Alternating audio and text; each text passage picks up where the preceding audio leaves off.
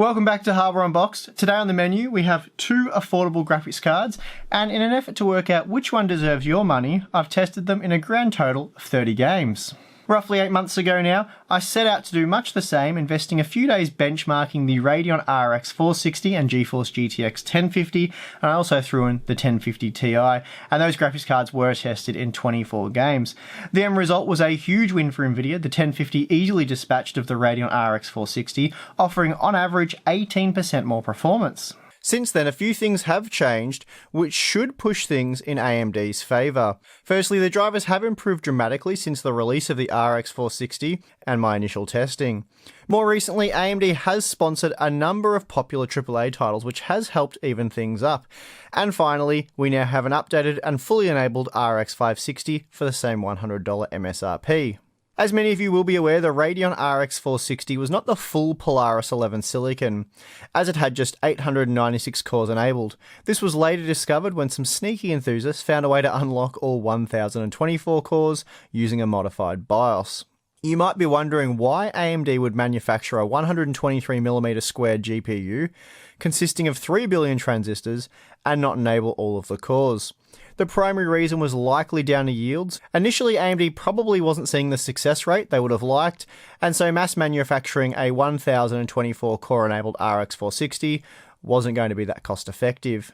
GPUs with a certain amount of defective cores are usually binned as lower end parts, the failed cores are disabled, and it gets sold as a part with a lower core count. Now that the 14nm process has matured, AMD will be seeing a higher success rate, and therefore producing fully enabled Polaris 11 parts is now a viable option. Enter AMD's Radeon RX 560, this little guy here, and this really is AMD's last-ditch effort to reclaim the entry-level market segment for this generation. When compared to the previous iteration, the 560 packs 14% more cores, and they're clocked 6% higher for good measure. So it shall be interesting to see what this means for the 560. Remember, the 1050 was 18% faster on average when compared to the RX 460, so can better drivers, newer games, and a decent upgrade in specifications get AMD over the line this time. As I said, to find out, I have tested both GPUs using 30 games. The games have been tuned to use appropriate presets ranging from low to high, depending on the title, and all the testing has been conducted at 1080p using my Ryzen 5 1400 system. The 1400 CPU hasn't been overclocked, and just 8GB of DDR4 2666 memory was used, so a very realistic hardware configuration then, but it also doesn't risk heavily bottlenecking the GPUs either. One thing worth noting is that I could only get my hands on a 4GB version of the RX 560, as buying an AMD-based graphics card right now is pretty difficult due to miners snapping them all up.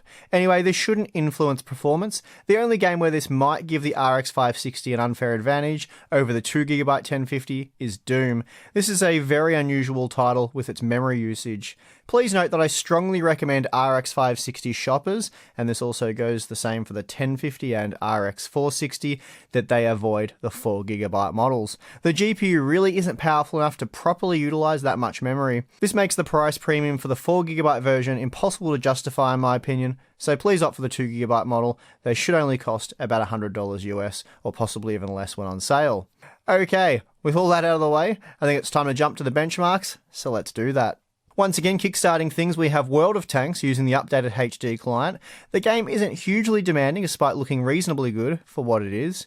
Here the GTX 1050 is quite a bit faster than the RX 560, delivering 26% more performance. That said, the RX 560 did push over 60 FPS for the most part, so performance at 1080p was very acceptable. Still though, the GTX 1050 is clearly the better option here, and will enable smooth gameplay even at 1440p.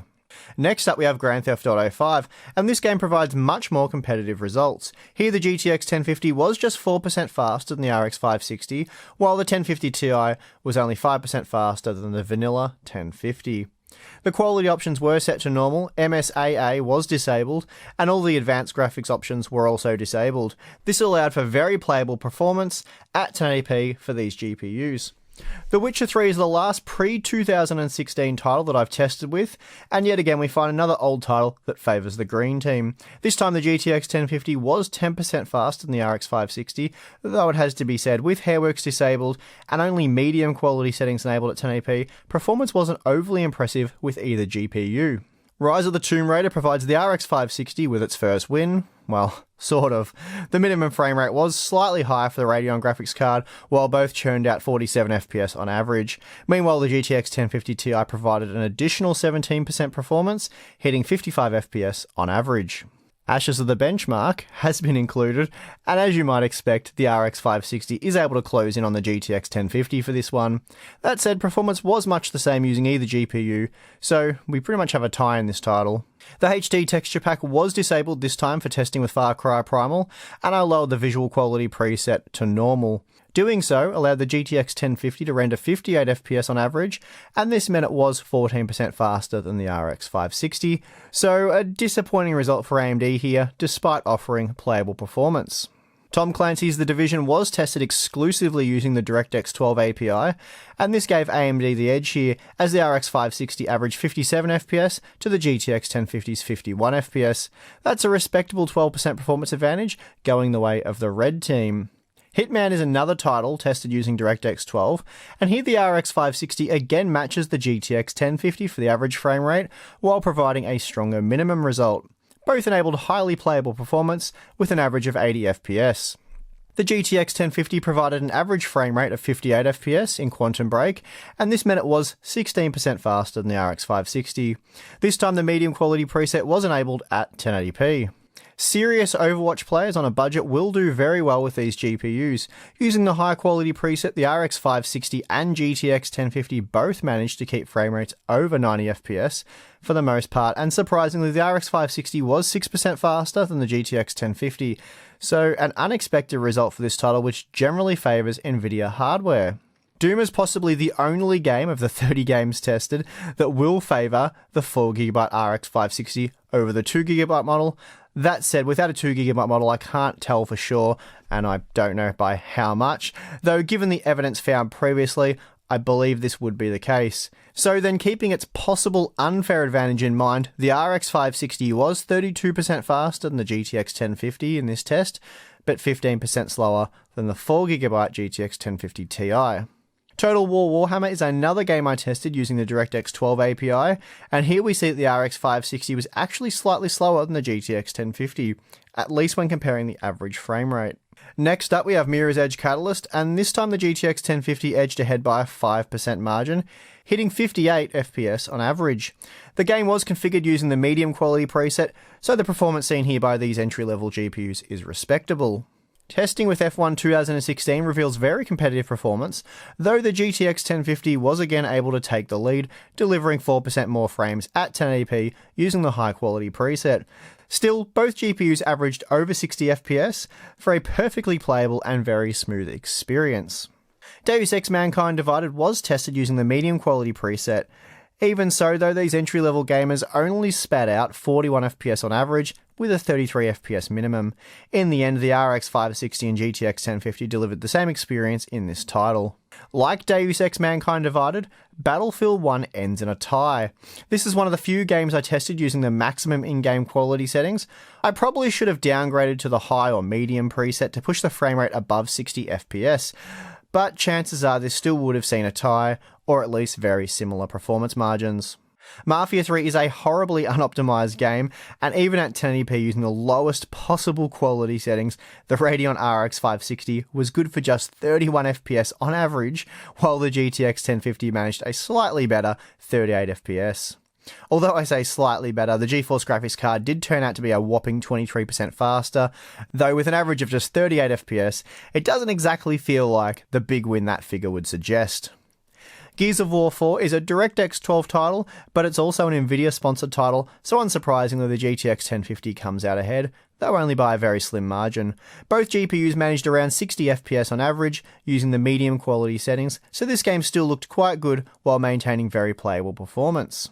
Titanfall 2 is a game that historically tends to favour AMD, and we see a bit of that here. The RX 560 is able to catch the GTX 1050 in this title, both delivering around 70 FPS with a minimum frame rate of 59 FPS, so very solid performance from both the Radeon and GeForce graphics cards here. Moving on, AMD enjoys a decent performance advantage in Civilization 6, though sadly this isn't a game that really requires more than maybe 30 FPS. That said though, when it comes to frame rates, the more the merrier, and it's great to see the RX 560 flexing its muscles in yet another DirectX 12 title, outpacing the GTX 1050 by a 15% margin. Like Titanfall 2, Call of Duty Infinite Warfare is another game that AMD generally does very well with, and that being the case, the RX 560 was just a few frames faster than the GTX 1050 here, though performance all round was impressive, given we are using the high quality preset at 1080p. Dropping down to the medium quality preset for Dishonored 2 still saw these graphics cards fall short of the 60 FPS target, quite short in the case of the GTX 1050 and RX 560. The GTX 1050 was 7% faster than the RX 560 for the average frame rate, and a whopping 21% faster when comparing the minimum frame rate. Using these quality settings, the game was noticeably smoother with the GeForce graphics card. Like Dishonored 2, we see that the RX 560 struggles in Watch Dogs 2 when looking at the minimum frame rate. Although it was only 7% slower when comparing the average frame rate, that figure does jump to 16% for the minimum. So then a somewhat disappointing result for AMD here. Moving on from what was a disappointing result, we find something quite different in Resident Evil 7, which generally plays very well on AMD hardware, and we see that here with the RX 560, as it averaged 61 FPS at 1080p using the medium quality preset. This made it a few frames faster than the GTX 1050, admittedly not a lot in it, but a win for the RX 560 nonetheless. The GTX 1050 runs away with it in For Honor, providing 16% more frames at 1080p using the medium quality preset. That said though, the RX 560 still did quite well, averaging 57 FPS, but yeah, the 1050 was obviously quite a bit better as it never dropped below 53 FPS. Similar margins are seen when testing with Tom Clancy's Ghost Recon Wildlands. Here the GTX 1050 was 16% faster for the average frame rate and a whopping 36% faster when comparing the minimum frame rate result. So again, another disappointing result for AMD.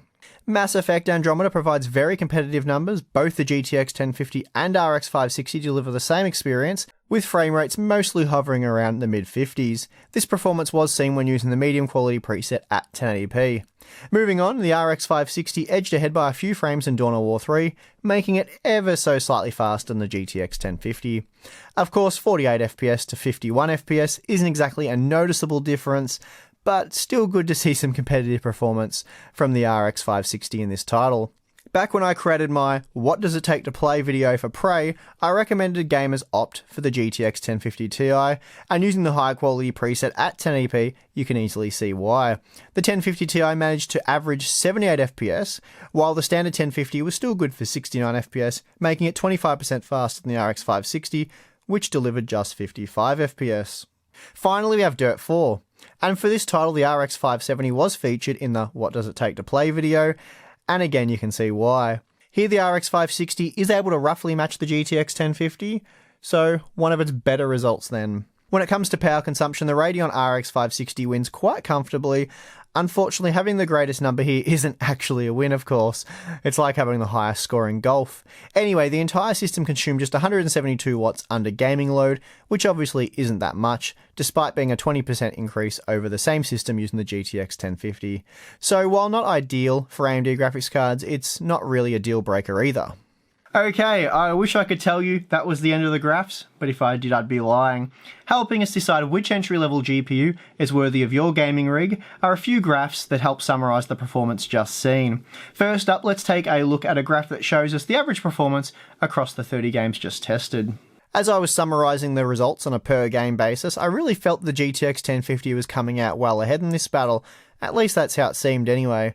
That said though, I was shocked after tallying up all the results. The performance was much the same overall. In fact, the 1050 was just 1 FPS faster for both the average and minimum frame rate. So that being the case, let's move on to take a better look at the margins per game. I really love it when we get to this average breakdown type graph for these big benchmark videos. It really gives us a clear picture of the overall performance and where the wins and losses were had.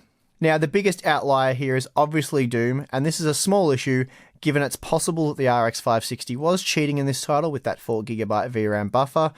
Again, this is the only game I know of that might favour the larger memory buffer under playable conditions for these entry-level class GPUs. That said though, I'm not too worried about including this result. After all, removing it only changes the overall result by a single %. the RX 560 becomes 3% slower without Doom included. So feel free to recalculate that if you want, but like I said, it doesn't really change the overall picture much, and that's the beauty of testing with such a massive amount of games. I should just point out that the RX 560 was faster by a 5% margin or greater in just 6 titles, while it was slower by a 5% margin or greater in 12 games. So, time to make a choice here. The RX 560 or the GTX 1050. It is a tough one, but I think I'll be sticking with the choice I made 8 months ago, and that is to buy the 1050. As we just saw, the 1050 was faster overall, winning most of the 30 games tested, or winning the majority of games out of the 30 games tested. You guys know what I mean. Overall, though, it was only slightly faster, but helping get it over the line for me is the fact that it is more power efficient. Again, it is, depending on how you want to look at it, in the grand scheme of things, slightly more power efficient. I don't know. I'll let you guys decide whether that's super important or not, but a couple slightly more power efficient with slightly faster, and I think you have a slightly better graphics card. It's also more convenient. All RX 560 cards will require a 6-pin PCIe power connector, whereas most 1050s shouldn't. The G1 Gaming from Gigabyte does, and I think that's a stupid part or stupid design of this card because it doesn't provide any more overclocking headroom or boost performance in any way, and it is required. You can't use the card without it, so strange choice there by Gigabyte. But yeah, I'd be looking for a 1050 card without a 6-pin PCIe power connector, or any power connector for that matter. But speaking of overclocking, another strength of the 1050 is also superior overclocking headroom, and that's good for an entry-level card because generally if you are going to overclock, you want to squeeze every last bit of performance out of it, maximize your bang for the buck, and this card certainly lets you do that. The RX 560 would have to be at least $20 US cheaper for me to consider purchasing it over the 1050. Whoops. In my opinion, the only real advantage the 560 has is FreeSync support, and if you can take advantage of that, then it might make sense to get the RX 560 over the 1050, but that's something for you to decide on. Short of that though, for me it's the 1050 all the way. As a side note, I'm still not a fan of the GTX 1050 Ti. There's actually nothing wrong with the GPU itself. It is superior to the vanilla 1050. The problem's the price, so unless you can get it at a discounted price, it's just not worth it. They do typically sell for $140 US, and at that price, they're 40% more expensive than the standard 1050. And as you just saw, based on the 30 games just tested, it was on average just 15% faster. So again, unless you can get it at about, well, 120 US, maybe it would be worth it. Around that price, yeah, consider the 1050 Ti, but any more, it's a waste of money. On a quick but unrelated note, I would just like to say a big thank you to everyone who has supported the channel. Unboxed has just crossed the 100,000 subscriber mark. Very exciting stuff, pretty incredible really. When I took over from Matt back in October of last year, we were just at 30,000 subscribers, which we were very chuffed at back then. But I have to say, at the time, I didn't think it would be possible to more than triple that figure by now, 8 months later. So yeah, very excited and appreciate the support. Big thank you to everyone who has subscribed and watches our content. For those of you who do enjoy our content and don't want to miss a video, be sure to hit that little alert bell next to the subscribe button. I bring this up because casting a bit of negative light over the 100,000 subscriber achievement is the fact that in the last week, growth on the channel has slowed to its lowest rate this year, which was a bit confusing. Earlier in the week, some of you claimed that you weren't being notified of my new videos. I didn't pay too much attention at the time. YouTube has its bugs and glitches, but it has gone on for a week now, and I have seen a big decline in daily views and new subscribers as a result. YouTube tells me they are aware of this issue. It's not affecting all channels, but something seems to be affecting ours. But anyway, I don't want to complain about it or anything too much. Very happy with where we're at and how things are going. But I just wanted to bring it to you guys directly in case you thought I was getting lazy or something like that. So make sure the alert notification is active if you want to be notified of our content as it goes online. Oh, and if you can, give that like button a bit of a click. I'd also very much appreciate that. Okay, that's going to do it for this one. Hope you guys enjoyed the comparison. I'm your host, Steve. See you again soon.